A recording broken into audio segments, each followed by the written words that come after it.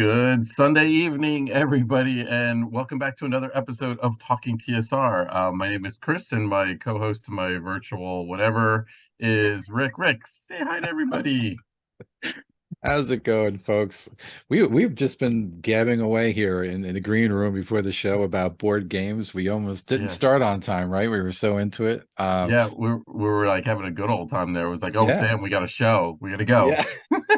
These shows intruding on our game talk. It's horrible, isn't it? Yeah. Well, before we go any further, happy Mother's Day to all the mothers out Yeah, there listening to us, or anybody who knows a mother, which should be everybody. yeah. So, happy Mother's Day. Thank you guys for peeling yourselves away from family to come spend an hour with us, or if you're watching on YouTube later and you didn't get to peel away from family, that's fine too. But we're here. We got a great session to talk about. We'll get to that in a second. One real quick announcement: dropping news. This has not been announced anywhere yet, so I feel like we should have some kind of little ticker thing or something about dropping news here. But if you were a backer of Dungeon Denizens, and if you submitted a monster for consideration to be published in Dungeon Denizens, we will be doing a reveal show here live on Twitch Thursday night at 9 p.m. Mike and I will be hosting that, and we're going to reveal the 20 monsters that we have selected. There will be an announcement going out via the Kickstarter update system tomorrow morning. And then we'll put it on our schedule. It'll be on our Twitch blog. We'll be pushing it out via social media this week. Don't worry if you can't come see it live, that's fine. We will put it in a message for Kickstarter for probably Friday morning. And again, we'll probably push it out via social media and everything. And that video will also go on YouTube at some point. So yeah, so it's exciting. We finished on Thursday. We picked the final last couple of straggling monsters that we got it down to. So yeah, the news ticker. We need the news ticker line. We need all sorts of sound effects. We need to get like I should just like get all these sound effects on my phone and just like put it right up to the speaker or something. But There you go. anyway, so that's what we have on there. So Rick, how's it going? Welcome to another episode. Yeah, I can't believe we're this high in our count. Life Yes, we're is gonna talk good. about that in a second. I'm enjoying the warmer weather. We got a Finally. nice, beautiful weekend for Mother's Day after all this rain here. Yeah, at Yes. least here in northern New Jersey. So yeah, I'm enjoying it. One of the best times of year. Cool. Well, tonight we're going to be talking about Dungeon Module D3 Vault of the Drow by Gary Gygax. Before we get to that, for those of you counting along, and I don't think there's many of them, but we'll remind you because we're counting along because it is kind of important to us. But this is episode 47 of Talking TSR and doing a little bit of prognosticating ahead of time a little bit here. We have a pretty big milestone episode coming up, number 50. We're gonna reach 50 before D&D reaches 50, so woohoo! But anyway, that show is going to be July 16th, folks. We are already working on some special guests. Let's just say these guests are so special that they're really hard to schedule. So we are trying our hardest to have more than one guest. We think we'll have at least one, but we're working on something pretty special. But we're not sure it's all going to kind of come together, but we're going to do something different for our 50th episode, and that will be, like I said, July 16th. So make sure you guys stay around for that. So, Yeah, it's but gonna be we're here tonight to talk about Vault of the Drow, and this is so apropos. I mean, we've got Mother's Day, and we're going to talk about Drow matrons and everything. So I mean, this is awesome. We wrote this up, we planned this out, 3 years ago when we started this show. We were like, you know what? We should do a absolutely. Mother's Day show, and it should be D3, Yeah. Vault of the Drow. And we were like, let's make that happen. And then we set our whole schedule up around it. Exactly. We're just lying. But anyway, so Rick, tell me about what you think about Dungeon Module D3. Oh boy. Sure. Well, first of all, D3 was released in 1978, along with the other Descent modules. It was the sixth module released, to the best of my knowledge. One of the first ones I purchased. So it Ooh. really sort of, it did make an impact on me. This is another one that I'm torn on, much akin to Shrine of the Koatoa, though I have to say on rereading it, I warmed up a little more recently. Uh, rereading it. But in a nutshell, I feel like I mean, it's very Gygax, to be sure. Absolutely Gygaxian in style. Supposedly, he wrote this as, a little bit of relaxation after finishing the Player's Handbook, which was a bit of a marathon for him. So, if you could call writing something this good relaxation, I wish, he would have relaxed more. But interesting module. But yeah, I'm very torn over this one because I feel like there's it's a fantastic setting. There's great cultural details. There's like political dynamics in there. There's super evocative descriptions. I mean, almost pulp-like descriptions that Gygax provides when he goes into colors and things. That's where Gygax really shines. But oh my goodness, is there heavy lifting for the DM. So as a reason, and some things that I really feel like should have been in the module that just for whatever reason were not included. So it's one of those things where I think it should be on everyone's shelf, but I think it could have been a masterpiece and it wasn't. Does that make sense? No, it does. I mean, back in the day when I first owned this one, and again, I owned the blue one first. Okay. That was in the 80s. I probably didn't pick this one up till probably the mid 80s, 84, 85, probably maybe even a little bit later than that. I never had the monochrome purple Mm. one cover until wow, probably 10 years ago at Gen Con finally when Mm. I was starting to fill out my collection of all the monochrome modules and then getting backups Mhm. of some of the classic ones and everything. So I never, to be honest with you, I don't even think I've ever even cracked that one open. I'm not sure if it's in the shrink wrap, but anyway, I don't know if I've opened it from the shrink that I got Mhm. when I purchased it at auction at Gen Con. So this one was not one that got a lot of use because I actually never really thought it was an adventure. I really kind of thought it was more of a setting, like you said, Mhm. a sandbox. And I ran my players through it once, and I kind of railroad them through it, kind of to get it over with quickly, to kind of get Mhm. them on to kind of keep moving on and everything, because I really didn't know what else to do at that point because I wasn't a very competent dungeon master at that time. So yeah, I think and it was interesting when I pulled out my blue copy to review for the show. I was like, Mhm. comment, I was like, wow, this thing's in actually really good shape because it didn't get a lot of use at the game table. It was like, it was beat up a little bit, but like Mhm. compared to some of my other ones, it Yeah. didn't get the use and everything that it did, and it's a shame. And I never really looked at it as it was definitely not one of my favorites back in the day. It's still Mhm. not one of my favorites because I still firmly don't believe it's an adventure, really. I think Yeah. it's more of Yeah. a setting. It should have really been like a companion. There should have been an adventure either attached to it Yeah. or I don't know, like maybe it should have been like D1 or something. I'm not sure how it should have went, but like the Mhm. fact that you got D1, which was just a total like dungeon crawl, caves, beat everything up. D2, Mhm. which could have been more the same, but maybe not. And then this one was so completely different again. Yeah. It really was kind of a head scratcher back in the day. And like you said, if you were not a competent game master, this Yeah. was a very this was a tough one. This was a tough one to kind of wrap your head around. Yeah. I I I purchased the I don't know what you want to call it, lilac one back in the day. Okay. It was one of the earliest ones I Yeah. picked up. I read it to tatters, never played it. I DM'd D1 and D2 for whatever Okay. reason, never, maybe just intimidation factor. I never DM'd D3, or they never just, we never got there. But I recall as a youth opening it up and seeing the hex map and being disappointed and looking and kind of saying, we're flipping through and saying, where's the dungeon? Yeah. Kind of thing. Because I love the caves of D1 and I love the shrines. So I remember waiting for this next map. And then for whatever reason, I think it impresses me more now. But it's like, as you say, it screams out Gazette's here. It doesn't scream out Yes. adventure. G Blaster already had that. Yeah, Yeah. that's exactly what it Yeah. really Yeah. felt like, and it And just felt like there was not an adventure structured yeah. there.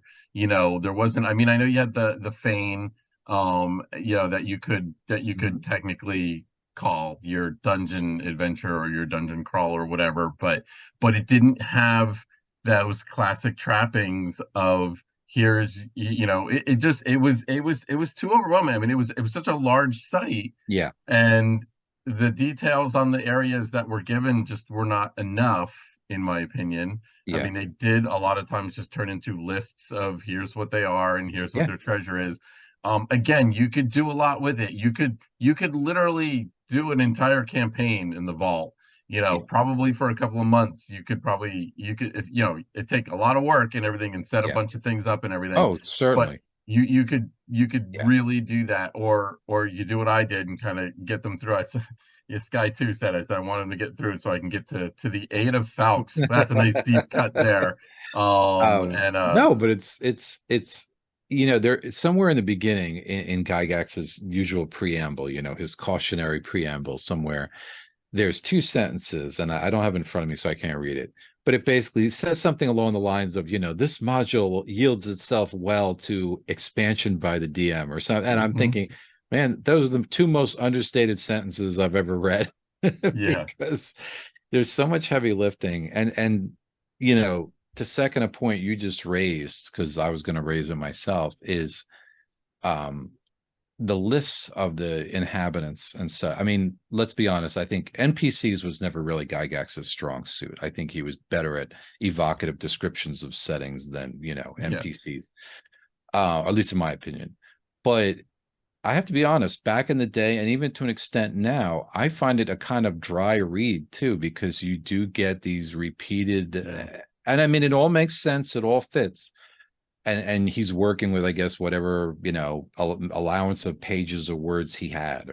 But to me, it reads like very dry recitations of levels and magic items, and just this place has got a third level captain, led by a seventh level captain, and there's two second level sub commanders with +1 weapons, and there's so many soldiers with +2 weapons. It's just this very dry list to me of Drow and levels and magic items, and maybe occasionally get the interesting item or treasure in there, but it's rare.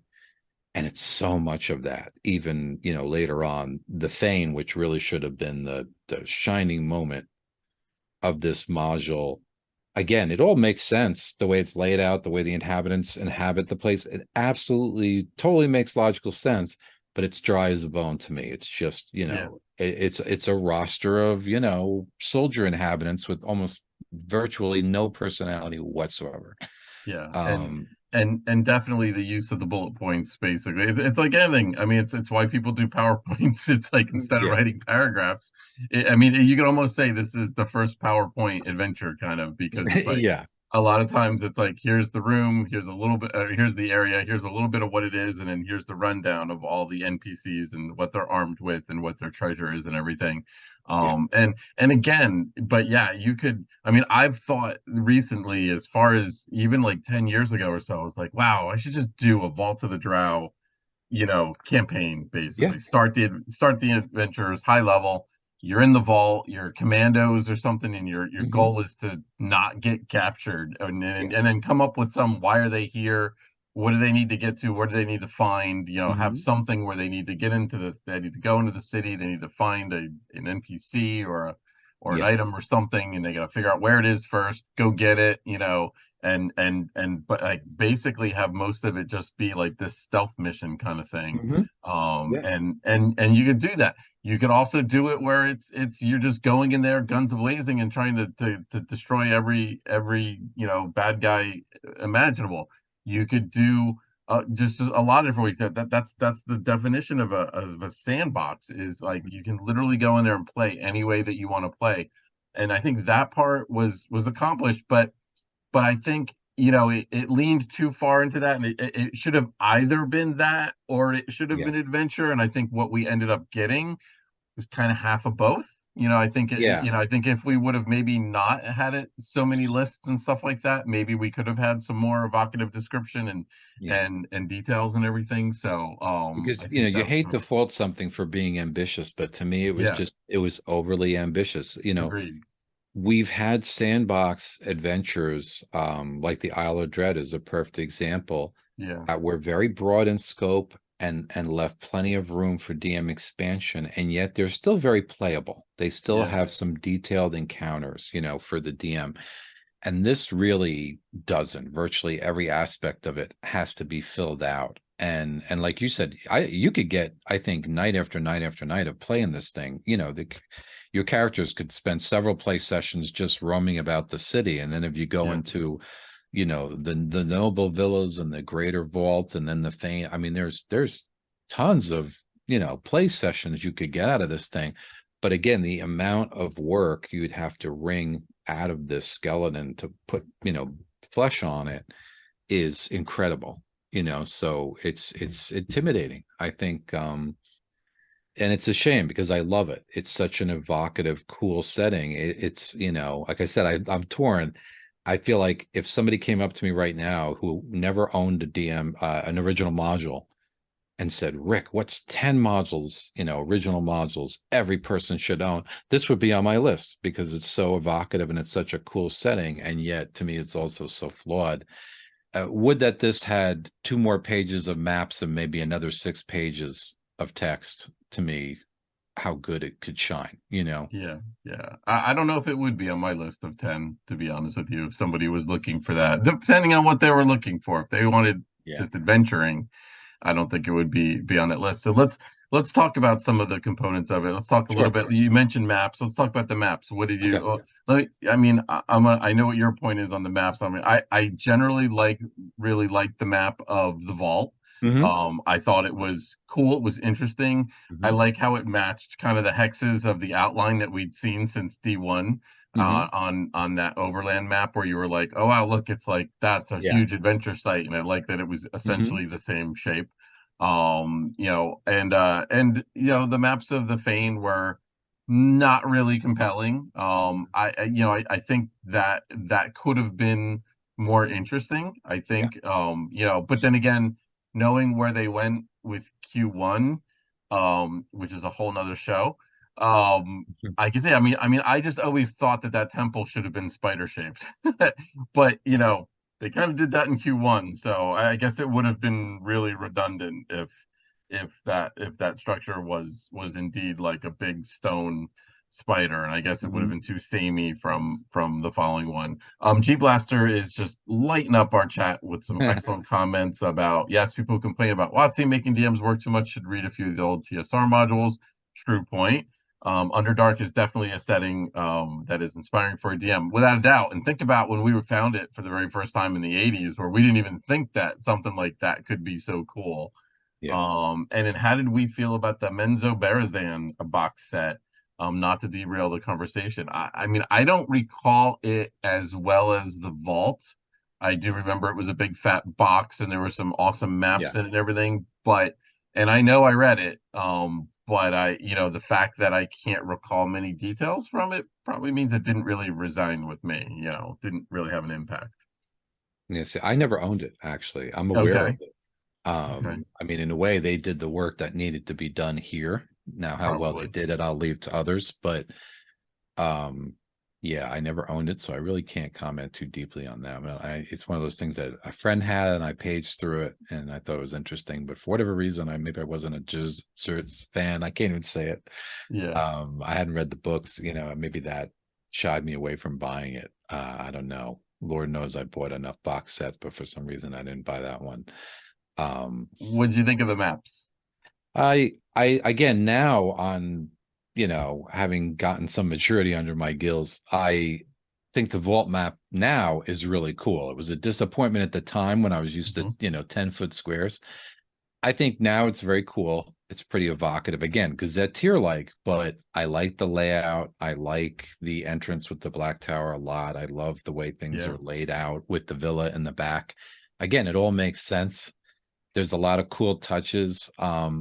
There are a lot of places where Gygax sometimes at hideous length describes room after room after room that are not mapped, and that Yeah. is kind of maddening to me. I mean, there's so many what I would call missing maps. The bugbear lair, the trog lair, this. Don't even get me started on the city. I mean, forget key maps of the city. We don't even get Yeah. a map.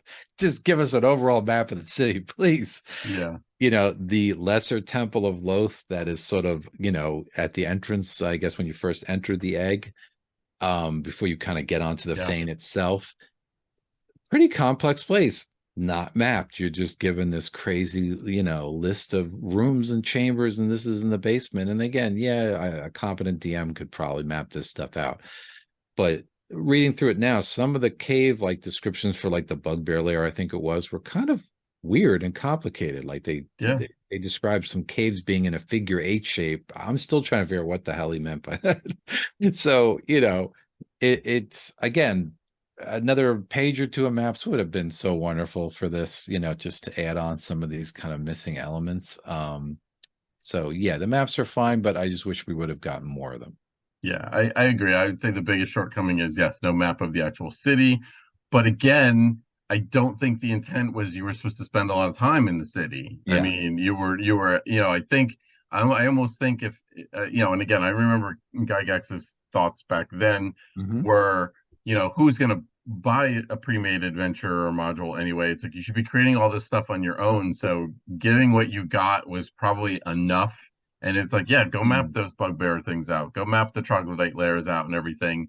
I'm guessing it was like you probably shouldn't be spending a lot of time in the troglodyte, warrens. So you should probably not be, probably don't want to map. Like maybe the map would encourage the game master to actually set a lot of play there, and same Yeah. with the actual city too. So, but it was a little bit of a shortcoming because again, back in the early '80s, mid '80s, um, money was hard to come by when you were still in middle school and you didn't have a job, and Hmm.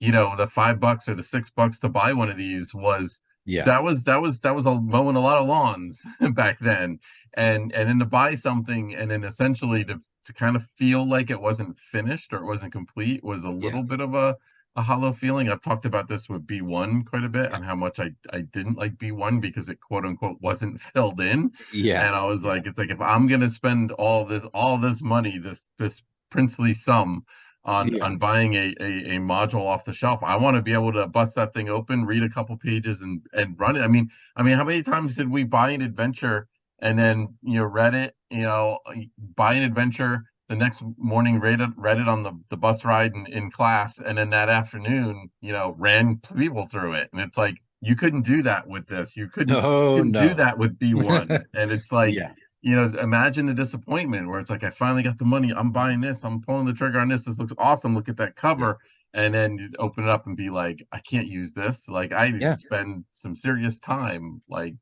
finishing this. So And that's probably it's kind of evidenced in my copy because when I go and I for the purposes of this show, I use the blue cover. I have, like you said, yeah. I have, for whatever reason, I have a blue cover copy that I bought back in the day, probably back in the 1981, that's in wonderful shape.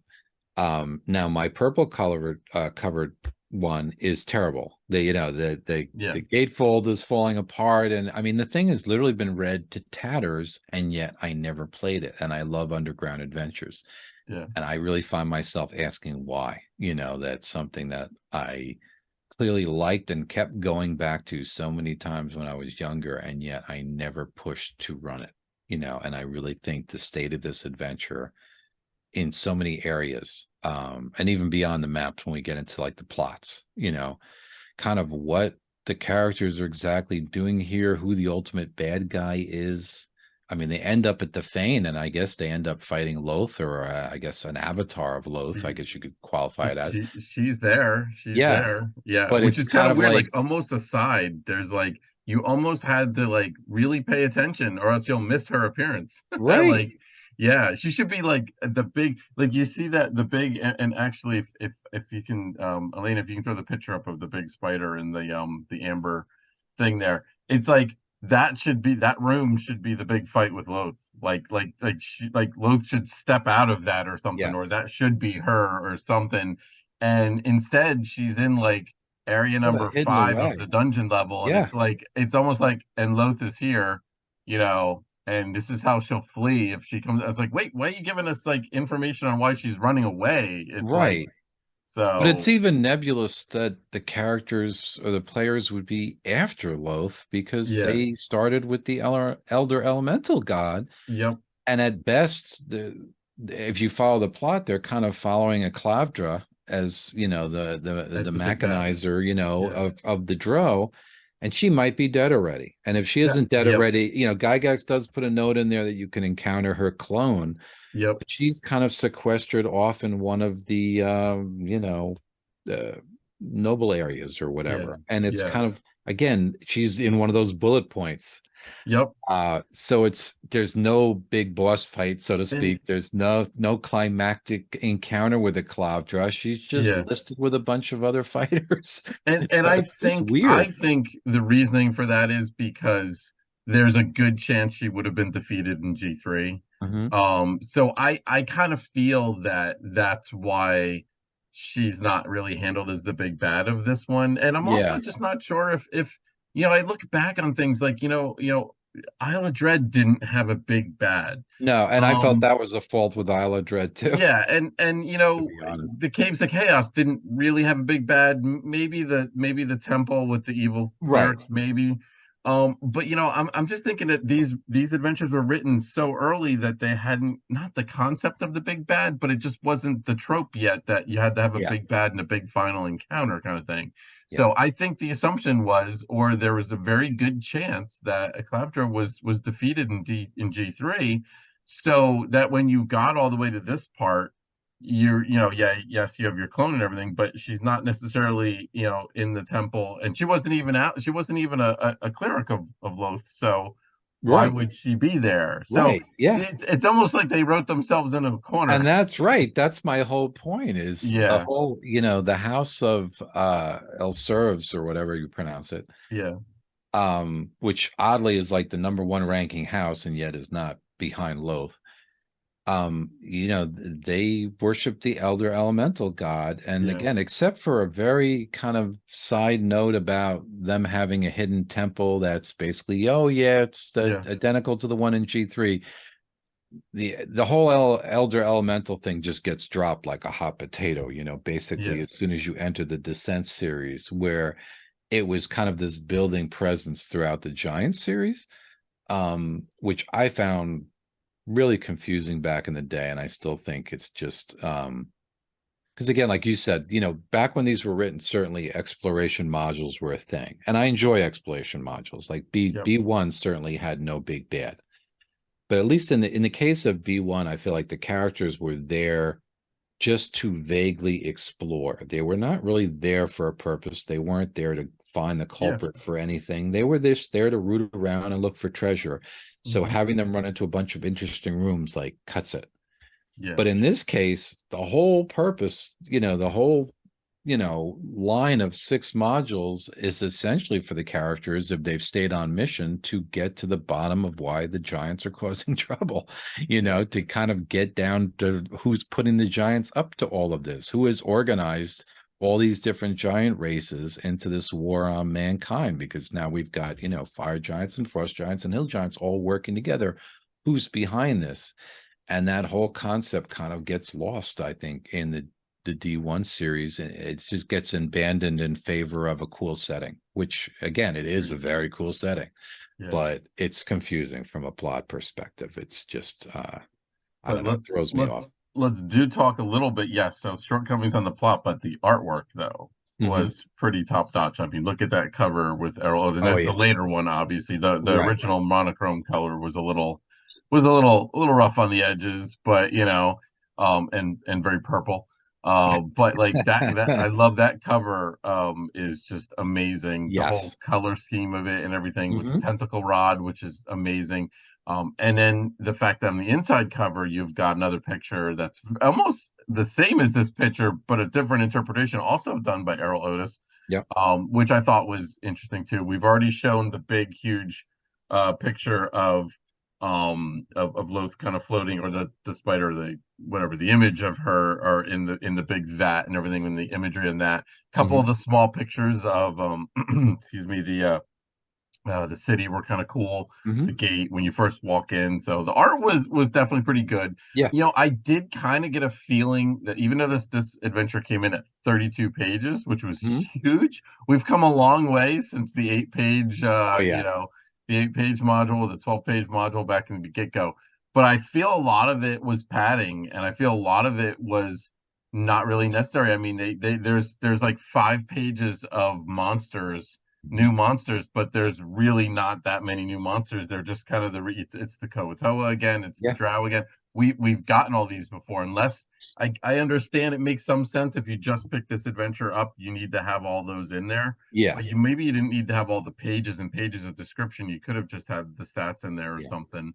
Yeah. But Certainly the Koatoa was a push. I mean, what's new yeah, here? The white, the Nycadaemon, and the Mesodaemon, I think is it, yeah, right? those are the only two. The new ones, and those were awesome and everything. But yeah, Yeah. so I kind of feel like they were kind of in a, well, let's make it bigger, let's make it bigger. And then there's some blank pages for DM's notes. I mean, Mm. and it was like I always, again, when I was younger, I was like, I don't need a blank piece of paper for my notes that I'm gonna write in a book. I'm like, I got paper all over the place, and I'm like, so yeah, it just, so some of those things where I was like, I wonder if they were just really trying to, like, we got to get this sucker to 32 pages or else, it probably could have been handled in 24 pages. It probably could have been, with some tightening up, maybe depending on what we did. If we went true gazetteer or true adventure, maybe it could have been even 20 pages or something like Yeah. that. So, um, okay. Any other last things you want to mention before we get to the top five? Um, no, I mean the only thing, because again, I feel like at this point I've been very down on the whole thing. I do love the little nuggets in there. You've got a lot of cultural details that I think so Mhm. much information is given, I feel, about how decadent the Drow are, how they live, how the houses war with each other. And even when you dig down into the Wandering Monster tables in this one, that we kind of feel like has been a reprint almost of the Yeah. earlier ones into many effects. But when you get down and you read the little details, they go into Drow hunting parties that are led by displacer beast hounds that look for Yes. escaped slaves in the It's in the cool. vault. So there's cool stuff to be had in here. Again, I think there's some wonderful descriptions and just cool little nuggets by Gygax. And we even get our first good Drow, which there's, a Drow prisoner in the Fane that they say his alignment is basically neutral, leaning toward good. This one Nilawim that I guess you can rescue, and this dissident would work with you, or help you in some Yeah. fashion. That's got to be a historical moment. The first good aligned Drow. So, yeah, there's interesting stuff in there. Some diamonds among the rough. Yeah, no, certainly. And I like the fact that they gave us the encounter tables for in the vault also. And I believe Yeah, there's encounter tables for when you go into the city as well. yeah, So that was nice. You do get the ones for the traveling, which again, we probably don't need those at this point. But again, I guess the assumption is if you're just picking this one up off the shelf and you're not running the yeah. other two, Yeah. you can do that. So, oh, the history professor has joined us. So yes, happy Mother's Day to all there. So all right, let's get it. Do you have any honorable mentions this go round? I actually do. Okay. I could name a couple, but I'm just going to Okay. stick to one and be good. Sure. Uh, my honorable mention is Area 11 in the Fane of Loth. If we could get the big spider image up, or the spider temple image. It's a cool area. It's one of the more distinctive areas, I think, within the Fane. This whole image of Loth in this whatever you want to call it, amber ray of light or whatever it is. I like the idea of the mural behind her with the smoke drifting into the mural. Again, overall, I found the Fane pretty dry, so this area maybe just I'm going to give it a nod because it stood out as one of the more interesting areas in the Fane. But that's my honorable mention is Area 11. Okay. My honorable mention is actually the description of the city. By the way, Mhm. any idea how to pronounce the city's name? Give it a shot. I'm going to say Errol Hayes Sinlu. Okay. I actually found a website and actually Oh had like man. the with the pronunciation thing. You're almost on there. I got from that website, I have no idea if this is correct, is Errol High Ah, okay. Yeah, I was so close. yeah, no, definitely, definitely. So, but yeah, yeah. So I just like kind of it's kind of crazy. So, but anyway, so my honorable mention is that description, and again, you already alluded to it. I didn't want to talk too much about it, but very pulpy, very Appendix N Yeah. description of the city. And I actually pull out a section here. Just listen to this: the alien and strangely Mhm. disturbing buildings of Errol High Sinlu are crowded together in a welter which confuse any not born and bred in the place. The tiers and dungeons of Errol High Sinlu reek of debauchery and decadence, and the city's inhabitants are degenerate and effete. I had to look up what the heck the word effete meant, which essentially means degenerate, which is kind of like Leave degenerate it to and Gygax. degenerate. And I'm like, it's Yeah. like sometimes Gygax is like just I'm just gonna use all the words, just use them all. Mhm. And the rest are left to wallow in the sinkhole of absolute depravity. I mean, Nice. that's some heavy stuff That's right some good there. right. It is. Gygax definitely had us reaching for our dictionaries when we were kids Oh too. yeah. Oh He yeah. So many definitely he times, broadened my vocabulary, dude. without a doubt, without a doubt. Yes, it's non Isludian. Did you spell that right? Isn't that supposed to be Isludian? I'm not sure you spelled that right. Anyway, yes. All right, we're good. So that was my honorable mention. So Nice. let's get to our top five. I think we're running a little bit behind here. All right. So do you want to go first? Do you want me to go first? Oh, all right. Why don't we? I'll keep going. Okay, go for it. My number five is really more the description of the entrance to the egg Mhm. of Loth. This is right to me up there with the city description. I don't have it in front of me, so I can't unfortunately read it the way you just did, which is a shame. But there's this wonderful description of this long passage that has been carved by slaves with all these cavorting demons that gets progressively worse and more depraved as you move on.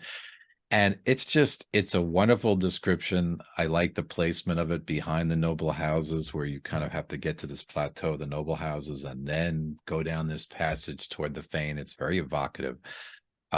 So even though it's really at the end of the day, it's just a description, it's a wonderful one. So that's my number five is the Nice. whole entrance to the egg of love. Excellent, excellent, excellent. My number five, fairly certain this will not be a crossover. This is the Croatoan spies in the random encounter table Mhm. for the vault. I saw Um, those. yeah, and you know what? This is something that when I think of this adventure, for some reason, I go to this. Probably because I used this, big time. I remember using this encounter. So there was this little group of, it's probably more than one, at least in my game, there was more than one, but there were several groups of Kotoan spies. They were always near the water. They were fighter assassins and they were led by a monitor, and they were this crack team. Never told you why they were spying, what they were looking for, what they were doing, but they were clad in black cloaks and they did everything to avoid Hmm. detection. So I used to just love to let my mind run wild. What are they doing? Mhm. Are they allied? They're not allied with the Drow, but why are they against the Drow? It didn't seem like the Koatoa were totally against them, but they were, but they really weren't. They were letting them pass by. So it's like, why are they here? And it was like, I just always found them fascinating. And one of those tidbits where maybe if we got more of a true adventure, maybe Mhm. we would have found out, or maybe if we would have gotten more gazetteer, maybe we would have found out like a little bit more details on where Gygax was going with that. Or Yeah. maybe it was just one of those things where he just threw that in there and just said, run with it. And Yeah. that's what my mind did. So love it. So that's my number five, the Koton Interesting. Spies. And I that really jumped out at me when I reread the encounter tables this time through. Again, one of those nice little nuggets, it's just it's to me, it's yet another piece of information that stresses how chaotic and how heavy the rivalry is between races and between the Drow themselves. Yeah. Basically, it kind of answers the question why characters wouldn't just get, butchered the second they walk into the vault. But then when you realize these are chaotic, evil creatures, and there's so much rivalry between the Drow houses and between the Drow and other races, he kind of gives you that opportunity there, I think, to Yeah. have characters kind of stealth their way through if they're smart. All right, my number four is I guess you read it already, so you call this a crossover, Oh, is the concept of the city of Errol nice. High Sinlu. I love that description. He does lay out for you what's in the city, even hints to the sewers and some things. And the description of who's roaming the city is just wild when you just say, oh, Yes. people don't wig out if they see the occasional vampire walk by Yep. kind of thing. It's great. It's so over the top, and yet it totally makes sense. And it's again just something that's so different from what characters are used to exploring. It's something that really befits them making this really long travel, to get to a place like the vault and a city like this that's so different. I think it's kind of like worth that trip, Yeah. So that's my number four. It's just the whole Yes. concept. I wish it had been taken further, but I love it. Yeah, it's the most Isley Cantina of Yeah. Yeah. of the Underdark. Oh, okay. So my number four is very close to that one again, but this is the Noble Gate. So this is Mm. not the front gate to the Mhm. city. It's kind of the back gate, the gate that actually blocks the way to the those at the flying bridge or something that leads Mhm. to the plateau. Mhm. But if you notice, if you look at the map, and this is something that my players eventually noticed pretty quickly after when they were first scouting around and everything, because they never went into the city. The backside of the city is walls without towers, but it's right up against the stream, the river. So, and then you've got there's the back gate, and then it's like you don't even need to go through the city to get to the plateau if you didn't really want to. Yeah. But like, clearly the soft underbelly was that back part, the back wall, essentially, because it was blocked from view and everything. And if there was ever a place where you were going to sneak across the river and go up the plateau, that would be it. Mhm. But Gygax kind of thought about that, and he kind of put this special, Yeah. female society of female fighters kind of in charge Mhm. of that. They kind of Yeah. had that was their responsibility, was Yeah. that backside of the wall in the Noble Gate. Yeah. I kind of love that kind of Mhm. description there. And I love that the leader of that was a named NPC, Gislin.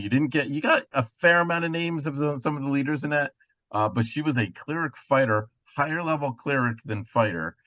She had a -6 armor class, which was crazy back then. I mean, Yeah. armor classes only went to -10, Yeah. and she had a -6, and she had like a +4 mace, and it was crazy. And I love this two trained wolf spiders Mhm. that were like extra poisonous. They're like if they bit you, you had a minus on your saving throw, or you remember, or you would die if you got poisoned back then.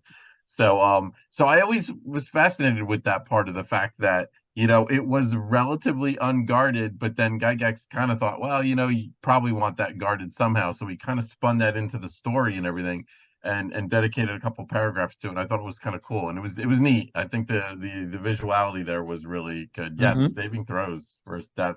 Yeah, remember that death effect, death Oh rays and yeah. whatnot. So that's my number four, the Noble Gate. Nice. I love it. And like you said, it's so well thought out, the fact that that's kind of the domain of the Female Fighter Society. It shows that they give importance to that gate because it protects the nobles, All right, where are we? Number three. For three repeat. Um, for this one, I picked Encounter Area U48. Now, this is the area with the spider caves and the Yes. idol. Um, I love this area. I think it's very cool and creepy. It's a nice little sort of mini introduction to the Drow because we're going to give, set the characters up with this nice little spider encounter.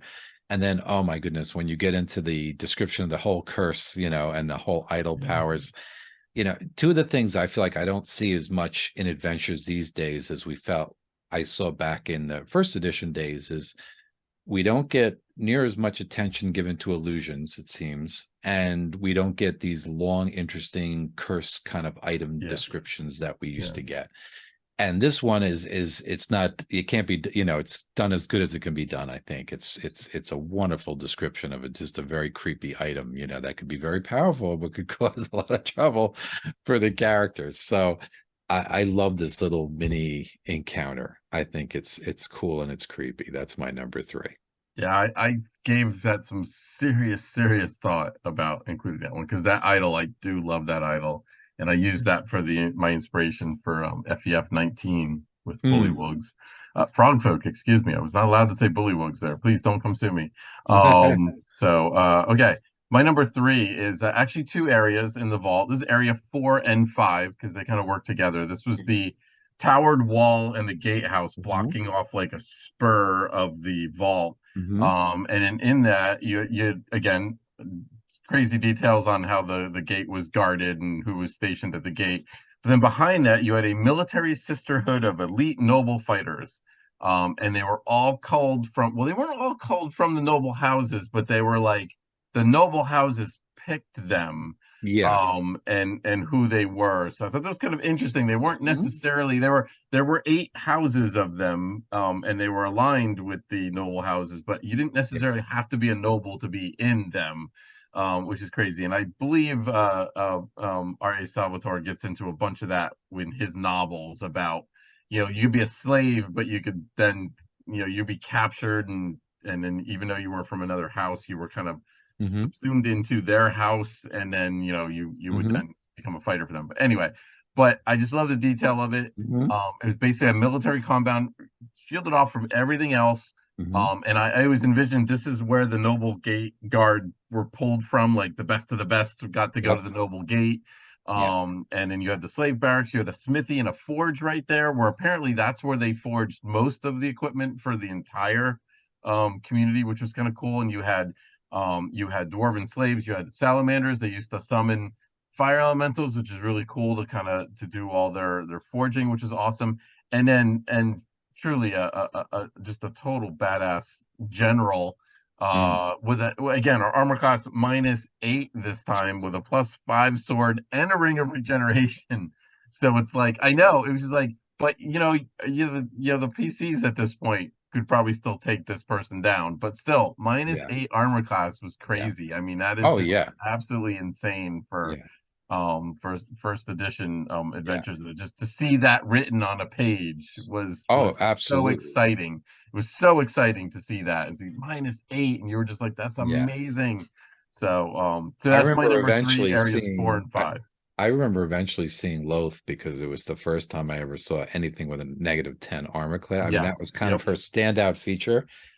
That was that she had this incredibly crazy high armor class.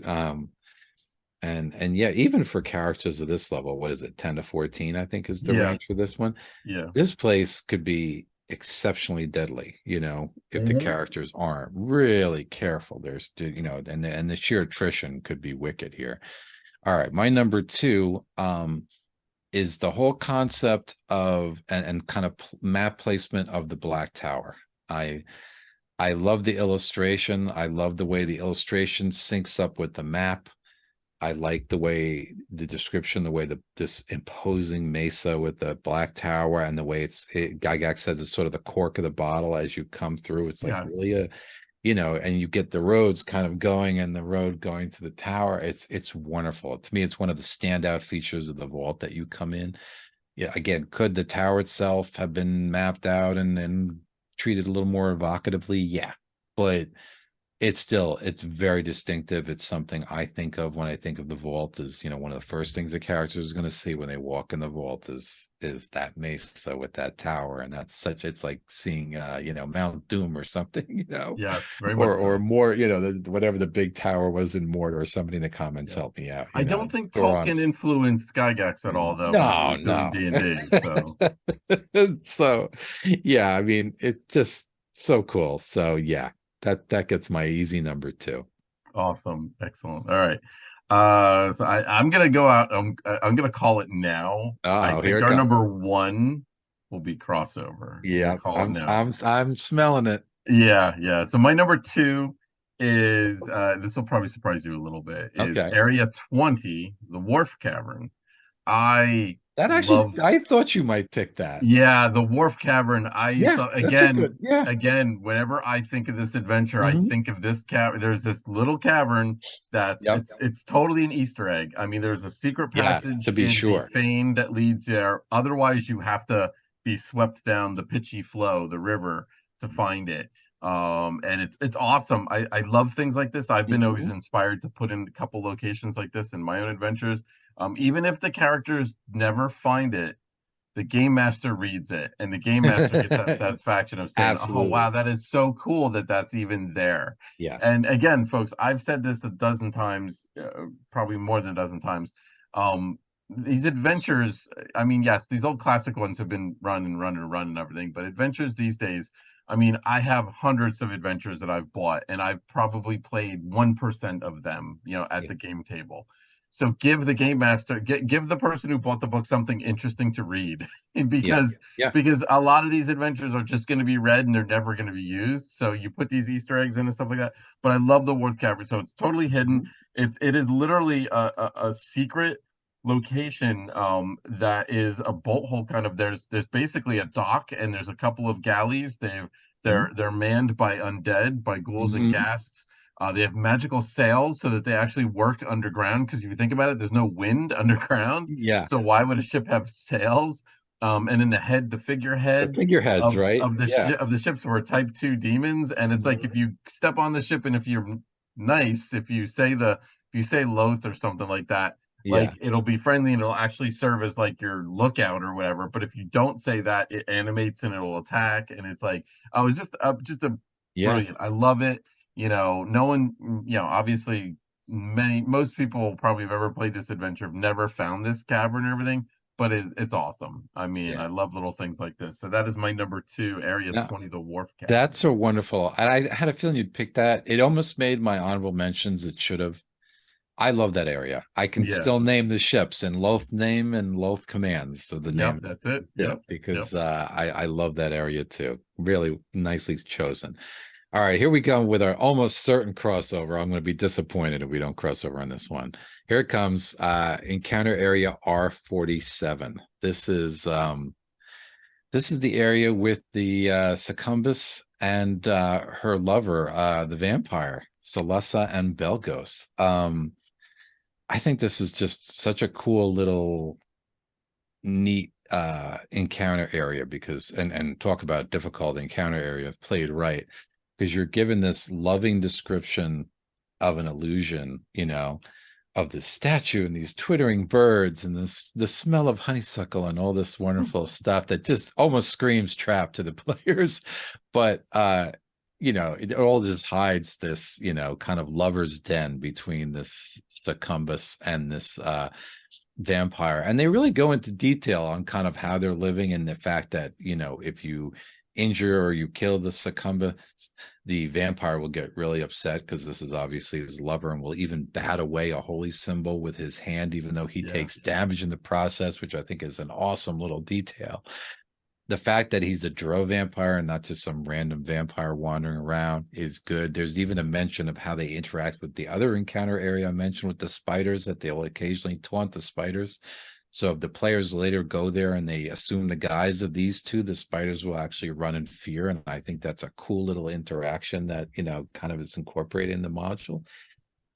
So yeah, I don't know why, but when I think of this module, the first thing I really think of is those three. To me, all three of them, I think, stand out hex encounter areas that come in that just almost put the ones in the other D modules to shame. They're so good, even though we had, one or two good encounters previously, these, you got three really cool ones, and this to me is the mother of the three. This is the most interesting, evocative encounter of the three. So that was an easy number one for me.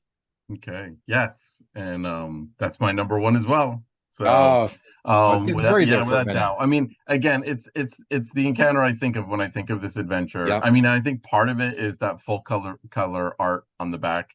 We Mhm. talked about this in the monster manual. The monsters we seem to remember more fondly and use more often are the ones that had artwork. And it's like the fact that there's artwork for this one, there's a map for this encounter area, just like the other two, Mhm. there's a map. But it lets you get that better feeling. It lets you wrap your head around it a little bit. And you're right, Yeah. the use of the illusions, the tactics, the fact that the birds chirping are really bats that will fly Yeah. down and flutter and confuse you and interrupt you and all that. And the fact that there's giant rats, there's like 40 giant rats, which again doesn't sound like that's terrible, but like 40 of them, like, Yeah. if the game master is rolling 40 to hits, like, a few are going to hit, probably. So I know they're not doing much damage, but still, it's an annoyance factor. Mhm. And again, it was just the fact that it was all kind of woven together, and the detail to the treasure was amazing. And when if you find the secret, their secret chamber Mhm. down there, there's a deep gnome that's kind of just being kept around just for blood, so he Yeah. can feed on them. But which is good, and I guess life draining too. I guess because the succubi was life draining. And then and the details in it, the fact that there was a basin with oil of etherealness in it, but it's hard to see it. So if you Yeah. just grab the basin, it'll probably tip and you'll probably lose the oil of etherealness, which is a pretty powerful magic item. Yeah. You might just dump it down on the floor, and then that was like I think that was Gygax's way of aha. It's like you should be careful when you pick things up, like you know. So because you never know when something's actually in there. So yeah, the detail in this encounter was just it was amazing. And yeah, I just loved it, and just between the artwork and just the placement and everything. And you're right, all three of those encounters before you got to the vault were all of them were evocative and interesting. Loved them to death. So yeah, so it's my number one. So yes, we did a crossover on that. So it happens. So so all right, so that kind of wraps up. Rick, why don't you tell them what you need to tell them? Sure. Well, as always, folks, we are thrilled you could join us as we talk through yet another one of these classic modules that we all love. If you liked what you watched, please give us a follow, give us a like. If you're watching later on YouTube and you haven't yet subscribed, ring that little bell. It helps. And as always, keep those comments coming. Now, our next show is coming your way on June 4th at the usual time of 8 p.m. We're going to finish out this whole line, and we're going to go into Q1, Queen of the Demon Web Pits. We realize it's a little controversial. That doesn't dissuade us, right? We're just going to dive Not in at all. head first. So, yeah, please join us on June 4th as we round out the whole G and D series. Yes. And again, thank you everybody for joining us on Mother's Day. We do really appreciate that. We're gonna wrap up here in a couple minutes and you can get back and doing your awesome family stuff. We're gonna finish up with the pearls of wisdom, and I think I am gonna start on this. So I guess here's my pearl of wisdom.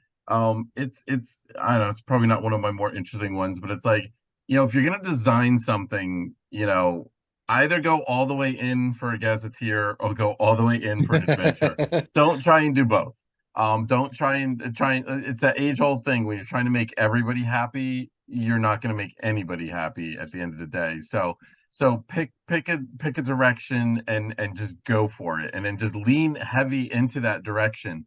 And it's fine. It's fine to create a gazetteer like sandbox or an adventure. It's like just make sure that before you start designing, you know what you're doing. Clarity, outline it out. Don't halfway, go down a road halfway and then all of a sudden switch gears and like, it's going to be an adventure now. No, because that generally doesn't work out. So stick with what works, and lean heavy into whichever direction you end up going. So that's my pearl of wisdom. Nice. Good advice to be sure. My pearl of wisdom is, to me, riffing off of Gygax's wonderful descriptions in this module, Mm, is, as a DM, to, try to maintain that sense of wonder. It's not something you have to do all the time. It's not something you have to do every session, but as important as those meat and potato encounters are, those goblins on the road, so to speak, it's also really nice once in a while to hit your players with something that's really awe-inspiring, something that's really different. And certainly this T series had it in spades. To walk into the vault and get that view, or to put on those magical cusps and see all those crazy colors, or even to walk into the Shrine of the Koatoa and see that sight, is so different, so out of the norm of what the players and are expecting and what their characters maybe have encountered before, that it really makes for those memorable moments at the table. So I think it's important to try to, push that into your adventures. Make sure every adventure, every couple of sessions, you hit the players with something that's a little, out of the norm, something that's unexpected, not just another woods full of goblins or another country road going to the next town, but something like this where the characters can journey and find something that truly imparts a sense of fantasy. I think it makes for good memories at the table. excellent. Great advice. So, all right, with that, we are going to wrap it up on another show. Thanks everybody for joining us again, and we will be back in 3 weeks for episode number 48 as the countdown continues on. So, all right, have a good night, everybody. Good night, folks. Bye.